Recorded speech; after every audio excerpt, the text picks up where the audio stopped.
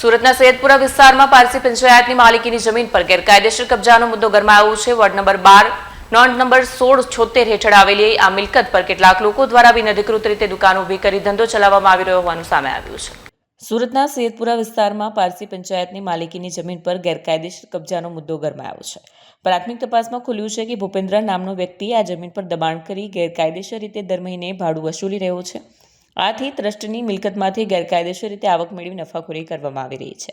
પંચાયતના પ્રતિનિધિઓ કબજો ખાલી કરાવવા જાય ત્યારે તે સ્થળ પર રહેલા લોકો દ્વારા ધમકી અને ઉશ્કેરણીજનક વર્તન કરવામાં આવતું હોવાના પણ આક્ષેપો છે। વિસ્તારમાં સતરવાળી દુકાનો બનાવી બાકીની જમીન પર પણ દબાણ વધતું જતું હોવાનો ગંભીર મુદ્દો ઊભો થયો છે। પારસી પંચાયત દ્વારા સત્તાવાર રીતે એસઓજી પોલીસ અને લાલગેટ પોલીસને લેખિત અરજી કરી તાત્કાલિક તપાસ અને કાર્યવાહી કરવાની માંગ કરવામાં આવી છે। ગેરકાયદેસર કબજો દૂર કરી મિલકતનો કબજો પાછો સોંપવા માટે પ્રશાસનને વિનંતી કરવામાં આવી છે।